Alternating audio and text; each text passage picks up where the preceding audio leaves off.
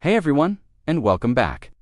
Today, we re-journeying back thousands of years to the sands of ancient Egypt to uncover the story of one of its most iconic and mysterious gods, Anubis.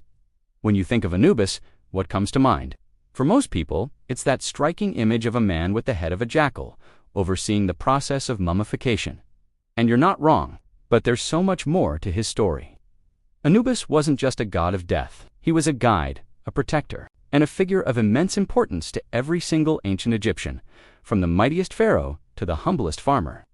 So, let's peel back the linen wrappings and discover the true story of Anubis, the master of secrets.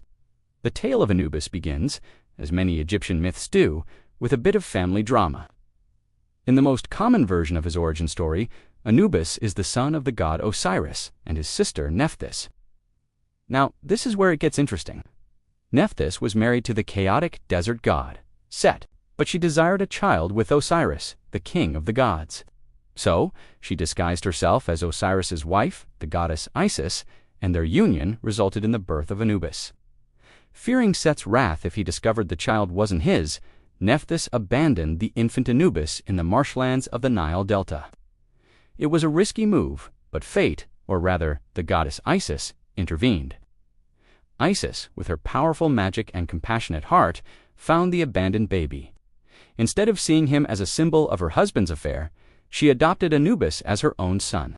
She raised him with love and care, and he grew up to be her loyal protector and devoted ally. This unique upbringing positioned Anubis as a bridge between the different divine factions, embodying a sense of loyalty and duty that would define his entire existence. Anubis's association with the jackal is no coincidence. Ancient Egyptians were keen observers of their environment. They would often see jackals prowling the edges of the desert, particularly around cemeteries and burial grounds. These animals were scavengers, often digging up shallow graves. Instead of seeing this as a simple act of nature, the Egyptians interpreted it in a deeply spiritual way. They believed these jackals were connected to the afterlife.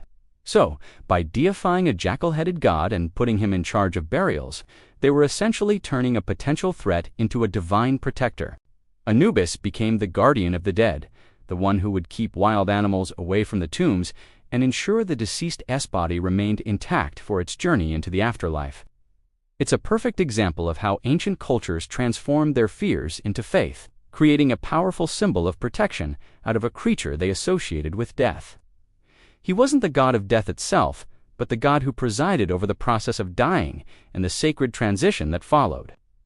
One of Anubis's most famous roles was as the inventor of mummification. The story goes that after Osiris was tragically murdered and dismembered by his jealous brother, Set, it was Anubis who stepped in to help Isis and Nephthys gather his scattered body parts. Using his divine knowledge, Anubis meticulously wrapped Osiris's body in linen bandages, performing the very first embalming ritual. This act not only preserved Osiris's physical form, but also allowed him to be resurrected as the king of the underworld. By doing this, Anubis created the blueprint for all future mummifications. He became the patron god of embalmers, who were often referred to as overseers of the mysteries of Anubis. They would even wear masks of his jackal head during the 70-day mummification process to invoke his presence and guidance, ensuring every step was performed with divine precision. For the Egyptians, preserving the body was absolutely crucial. They believed the soul needed to recognize its physical form to be able to return to it in the afterlife. So, Anubis's role wasn't just practical, it was essential for eternal life. But Anubis's duties didn't end with mummification. His most critical task took place in the Hall of Two Truths, where the final judgment of the deceased occurred. After a perilous journey through the underworld, the soul would arrive before a panel of 42 divine judges. Anubis would be there to greet them, acting as a gentle guide, leading them by the hand into the hall. His presence was meant to be comforting, a familiar and reassuring face in a daunting and unfamiliar place. It was here that the famous weighing of the heart ceremony took place. The deceased's heart, which the Egyptians believed was the seat of intelligence, emotion, and conscience, was placed on one side of a great golden scale. On the other side was the feather of Mat, the goddess of truth, justice, and cosmic order. Anubis was the one who personally oversaw this delicate and pivotal process. He would adjust the scales, ensuring the measurement was accurate and fair. He was the ultimate arbiter, the steady hand that determined a soul's eternal fate. If the heart was lighter than the feather, or at least balanced with it, it meant the person had lived a righteous and virtuous life. Anubis would then happily lead the soul to Osiris, who would grant them entry into the field of reeds, the Egyptian version of Paradise Alush, eternal afterlife. But if the heart was heavy with sins and weighed more than the feather, the outcome was terrifying. The scale would tip, and the heart would be immediately devoured by a fearsome beast named Ammit, a monstrous hybrid of a crocodile, a lion, and a hippopotamus. This wasn't a punishment in the sense of a fiery hell. It was something far worse for the Egyptian mind, complete and utter oblivion. The soul would cease to exist, denied any chance of an afterlife.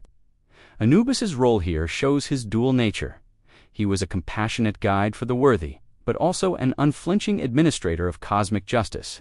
He ensured that the order of the universe, Mat, was maintained.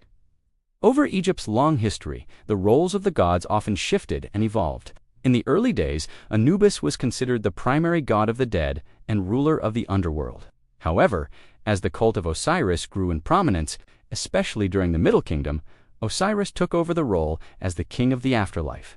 But this didn't diminish Anubis's importance. Instead, his role was refined. He became the one who was before the divine booth, the god of the embalming tent, and the lord of the sacred land, the guardian of necropolises. He gracefully handed over the kingship of the underworld to his adoptive father, Osiris, and instead specialized in the crucial liminal stages. The transition from life to death and the journey to judgment, this shows the fluid nature of Egyptian mythology. Anubis remained a central figure. His functions just became more specific, focusing on the processes that every soul had to undergo. He was no longer the king, but he was the indispensable vizier and master of ceremonies. So, why does Anubis continue to capture our imagination today? I think it's because he represents something deeply human, the desire for a good and fair passage from this life to the next. He wasn't a fearsome god of death, but a figure of comfort, guidance, and justice. In a world full of uncertainty, Anubis provided a sense of order to the ultimate unknown. He promised that the body would be protected, the journey would be guided, and the final judgment would be fair. He was the one who held your hand as you entered the great unknown, the calm and steady presence in the face of eternity. From his dramatic birth and adoption to his vital role as the inventor of mummification and the divine judge, Anubis stands as one of the most enduring and fascinating figures in all of mythology. He reminds us that even in the face of death, the ancient Egyptians found hope, order, and a promise of eternal life, all under the watchful, jackal-eyed gaze of their loyal guardian. Thanks for joining me on this deep dive into the story of Anubis. What do you find most fascinating about him? Let me know down in the comments. If you enjoyed this journey into ancient Egypt, don't forget to hit that like button and subscribe for more adventures into history and mythology. See you in the next one.